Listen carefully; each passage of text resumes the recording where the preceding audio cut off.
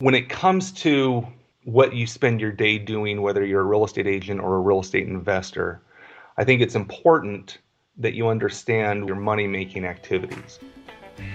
Best ever listeners, before we get into today's episode, I want to mention Trevor McGregor. Trevor is a real estate results coach. I've been paying him and working with him for years now. He actually is responsible for giving me the idea to do a podcast. So it's not only about transactions that he gives advice on how to find more deals, how to make more money, but also how to build a holistic plan around your real estate entrepreneurship endeavors. That's what I love about working with Trevor, that and being held accountable for what I say I'm going to do and actually making sure that I follow through and do it. I feel like I'm a pretty results-oriented, accountable kind of person, but it's always nice to have someone who's there guiding you along the way and giving you strategy as well as psychology tips for how to deal with, the things that come up as a real estate entrepreneur. Trevor has made a wonderful offer for the best ever listeners, and that is that he's offering a free coaching session. Go to coachwithtrevor.com. That's coachwithtrevor.com. Highly recommend him. I've worked with him before. I'm currently working with him right now as my business, as my real estate investing coach. Highly recommend you do the same. Take him up on his offer. Get a free coaching session. coachwithtrevor.com. Best ever listeners, hi, how you doing? Welcome to the best real estate investing advice ever show. I'm Joe Fairless. This is a show where we cut out the fluffy stuff. We don't talk about the fluffy stuff. We only talk about real estate advice that moves you forward. That's it. And with us today, we have a wonderful best ever guest. How you doing, Tony Cox? Joe, I'm doing great. A little bit about Tony, and then we'll get into it. Tony is based in Phoenix, Arizona. He has 16 years of experience in real estate. He has owned in the past his own brokerage. He has also been a productivity coach at a couple Keller Williams offices. He currently teaches at the Arizona School of Real Estate, and he's been coaching and training since 2001. With that being said, Tony, you want to give the best ever listeners a little bit more about your background and then what you're focused on right now? You bet. So I was born in Albuquerque, New Mexico, and grew up in my dad's real estate office. He had his own commercial brokerage, and me and my siblings really grew up understanding development, investing. My dad was a big investor, did a lot of syndications, and real estate's just in our blood. We all ended up in various areas in the real estate world. Moved out here to Phoenix in 98. Been licensed since then and doing quite a few things, not just selling and the brokerage side of things. I've done some investing. I worked for a bid service back when the foreclosures and the short sales were through the roof. And just love everything about real estate, commercial, residential, and I enjoy training and coaching real estate agents on how to be super successful in this business. So your dad did syndications where he was raising money and buying stuff with investors and sharing in the profits, right? Correct. And what type of deals is he doing? You name it, he did it. He passed away almost 3 years ago, and it's kind of interesting as we're looking at the estate and the big ball of wax that it is, we realize that even though he stayed on as a general partner and had the control for most everything, as we're kind of looking through everything, there's partners and other business partners, and most of them were older than he was, and so we're dealing with their children, their estates, as we are getting a feel for what it is that he owned and he put together. He did very little himself. Everything he did, he would bring in investors, he'd bring in friends and past business colleagues to invest together. But he did apartment complexes, industrial warehouses, office buildings, self-storage units. He developed a big residential community with a world-class golf course outside of Albuquerque, and just loved everything about it. How come you didn't get into that? Well, so there was a point where we decided that he and I get along a lot better if there's about 400 miles between us.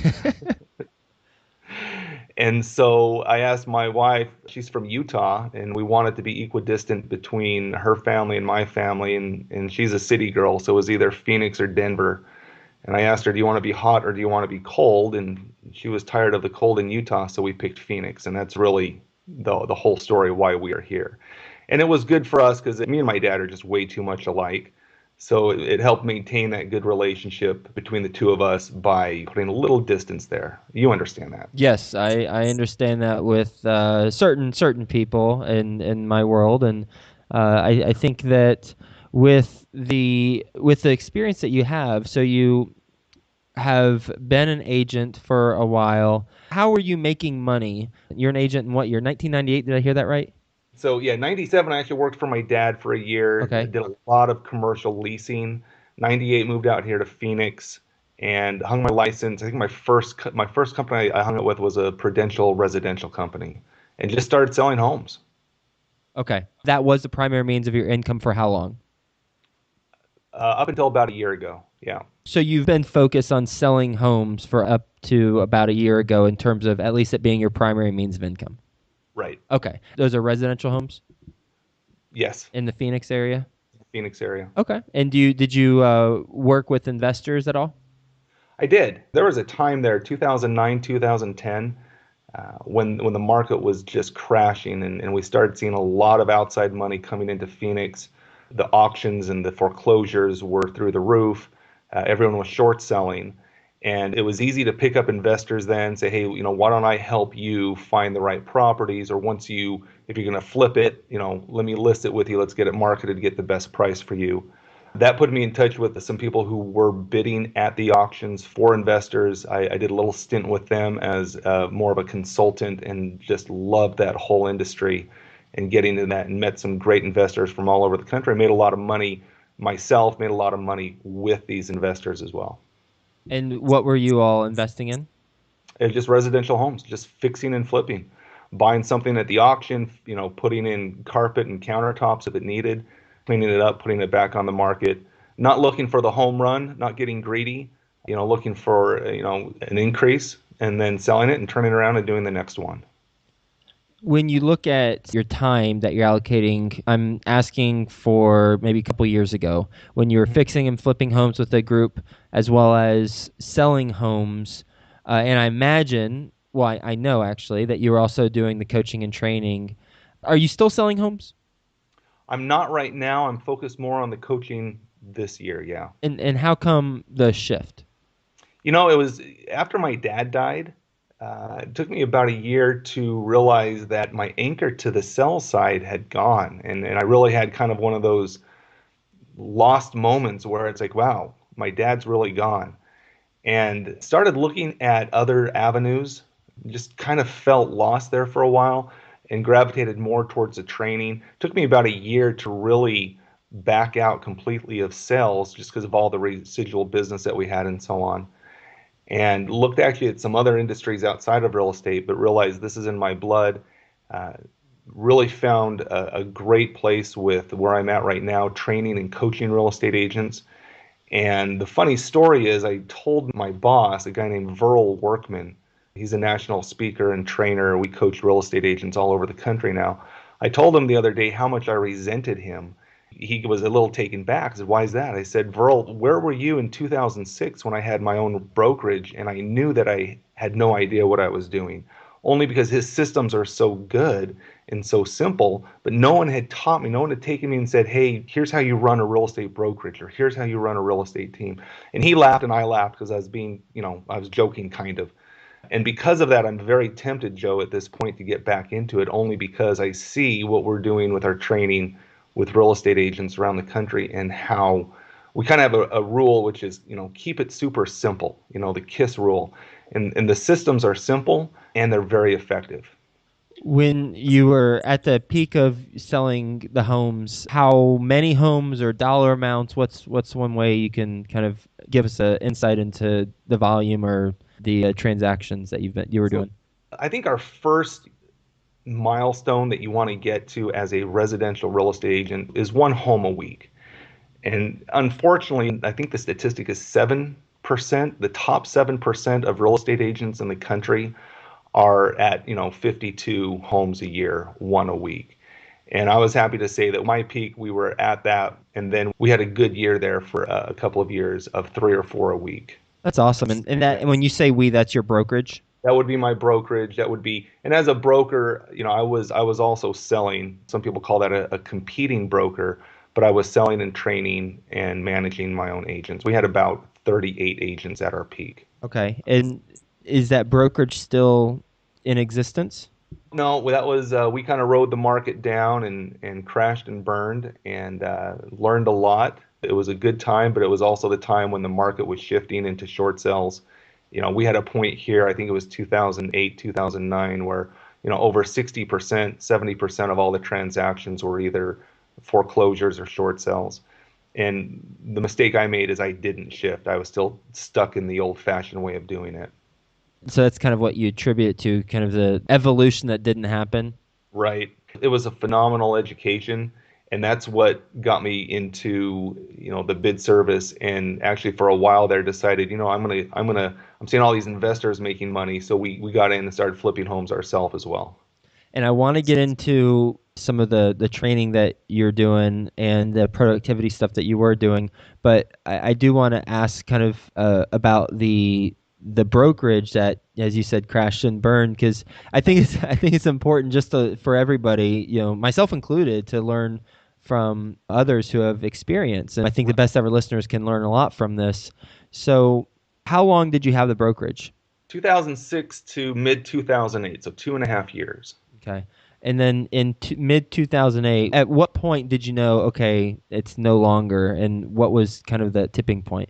The tipping point was, and I hate to blame the market because it really wasn't the market, but getting to the point where standing in the middle of the road and waiting for a commission to come was no longer viable, where the market had shifted and we failed to do it. So that would have been probably at the end of 2007 is where we went from making a whole lot of money and business was really, really easy to, oh my goodness, we've got to figure something out, and watching everyone else kind of drop around us.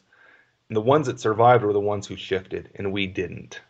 And so I think that was probably the tipping point where we went from a really, really good year to a really ugly year, and finally deciding we gotta cut our losses and move on. And my attitude was, if you can't beat them, join them. And that's when we got into the relationships with, I hung my license with the Keller Williams office and started working with the investors and flipping some homes myself as well. Were you married at the time in 2008?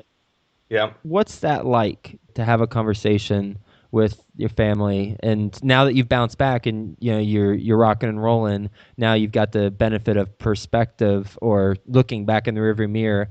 But at the time, because some of the best ever listeners might be going through something like this right now, how does that conversation go, and what's that like? There were a couple of weeks. I mean, we got to the point where we actually decided we've got to short sell our own house. That was a really hard decision for us. First of all, I have to say my wife has always been my biggest supporter. She never once had any doubt that, we were going to get through this, we were going to come out and be successful again. And she still has that attitude. She's my biggest fan, and I love her so much for that. What was kind of neat is I was in my mid to late 30s at that time. We were short selling, the business was closing, and it just felt like the world was crashing around us.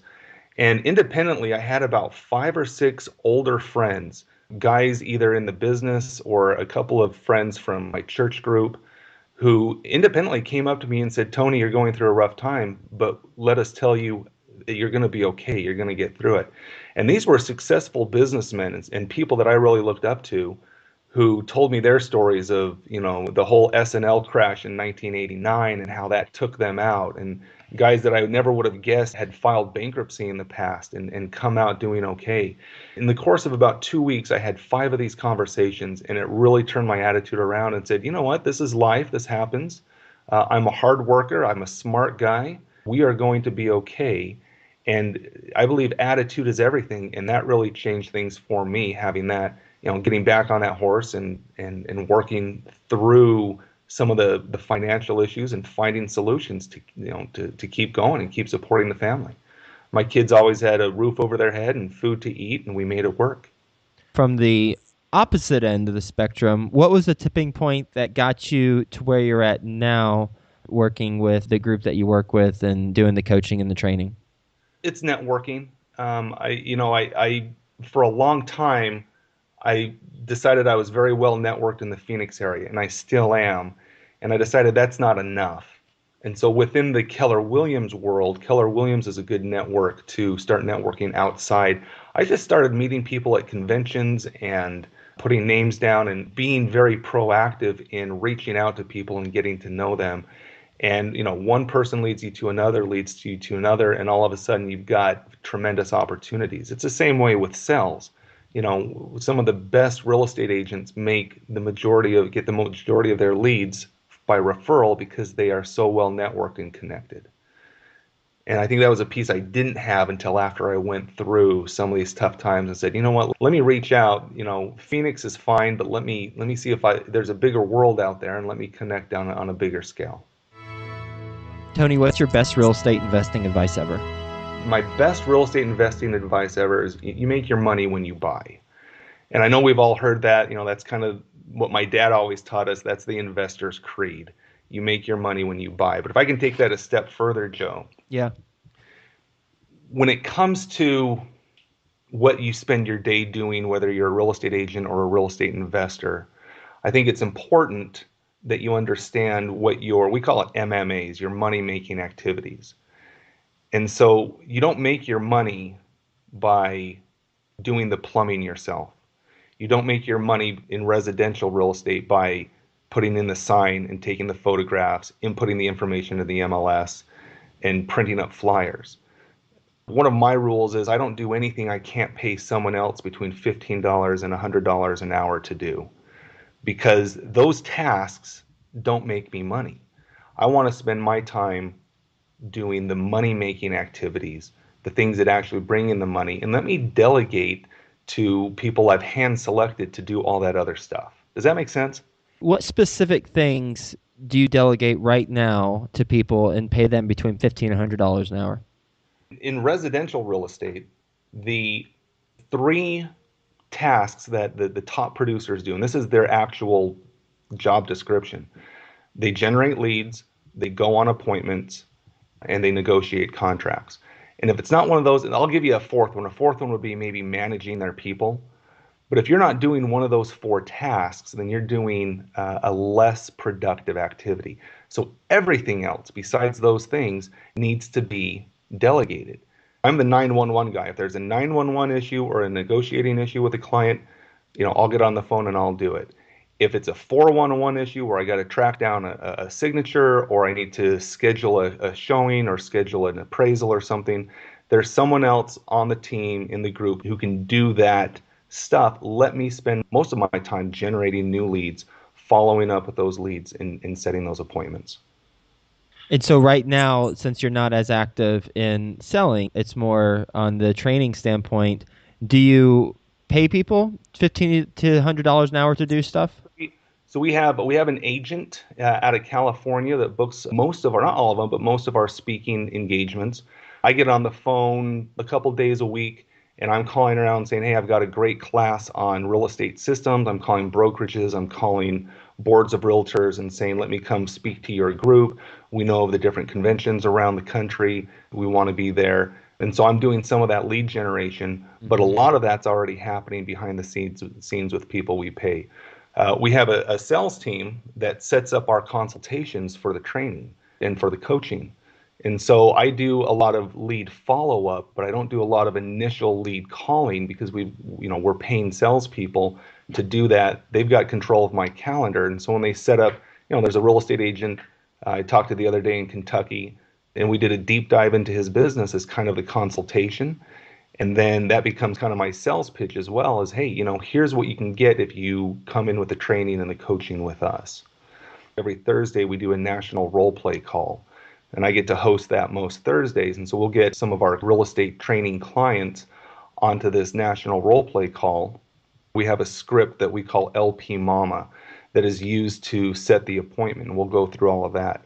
All of that behind the scenes stuff to set up that call is done by our tech people. They get to be on the call, but they don't get to talk. They're just kind of working, making sure all of the technology is going well so that we have a good connection and people can type in questions and they can answer them so that I'm focused on the call. You ready for the best ever lightning round? The best ever lightning round. Yes, let's do it. All right. First, a quick word from our best ever partners. Do you have a fix and flip project that needs financing? Then go to fundthatflip.com. You can do the online application. Takes as little as 5 minutes to see if you're approved. And then you could be financed within 7 days. Pretty quick stuff. They're an online lender. They specialize in fix and flip projects. Go to fundthatflip.com. Okay, Tony, what's the best ever book you've read? Best ever book I read. Oh, that's a tough one. Because I'm always reading books. Can I tell you the one that I'm really loving right now? Let's hear it. Gotta grab it off my nightstand here. It's called The Game of Work by Charles Coonrant. Have you read this? Nope. It is phenomenal. And it's about making your work fun, but it's also comparing what we do for work to what we do with play and how we miss the mark a lot of times in our work by making it more difficult than it needs to be. Best ever deal you've done? $1.3 million house here in Mesa, Arizona on half acre, 4,200 square feet, and one of the easiest deals that ever happened as well. And is that you were the agent that you I were was the broker and the agent at the time? Yeah. You were the what? I was the broker and the agent. Okay, yeah. Got it. Cool. Best ever way you'd like to give back? So we have a family emergency fund that we try and build up every time it gets depleted, and we use it to help out with natural disasters around the world. And so we're about to send some money to Fiji right now, and we're actually trying to figure out a way to get some people through the Red Cross to go and take a 2-week work vacation to go and actually be boots on the ground to help out as much as possible. What's the biggest mistake you've made in real estate? That's a good question. The biggest mistake I've made is probably not understanding that not every task has the same value. Understanding systems to put into place, understanding hiring the right people and delegating. I was kind of a control freak with my brokerage and wanted to do everything, and no one ever sat down and said, Tony, there are some CEO skills that you can learn that are very, very important. And lastly, Tony, what's the best place the best ever listeners can reach you? My email is tony@workmansuccesssystems.com. But probably the best way would be my cell phone, 602-881-6688. Tony, thank you so much for being on the show and talking about your story, how you got into the business, how it was doing really well. Then 2008 happened, the sky fell, where your brokerage, as you call it, crashed and burned. But the lesson that you learned is that we've got to evolve and kind of shift with the winds. There's a Jim Rome quote. I'm going to butcher it, but something like you can't determine the way the wind blows, but you can determine how you set your sail, something like that. I'm really grateful that we got into that portion, as well as the tips that you have from both a productivity standpoint, where you mentioned just a second ago, not every task has the same value. I wrote that down and I bolded it. I was like, yes, so true. Underneath, I put so true, by the way. Right. And then also working with really bringing people on so that you can focus on the tasks that have the highest value. And in a real estate agent's case, it's going to be generating leads, going on appointments, negotiating contracts, and perhaps managing people, number 4. Thank you so much again for being on the show. Hope you have a best ever day, and we'll talk to you soon. Thanks, Joe. Do you have a fix and flip project that needs financing? Then go to fundthatflip.com. You can do the online application. Takes as little as 5 minutes to see if you're approved, and then you could be financed within 7 days. Pretty quick stuff. They're an online lender. They specialize in fix and flip projects. Go to fundthatflip.com.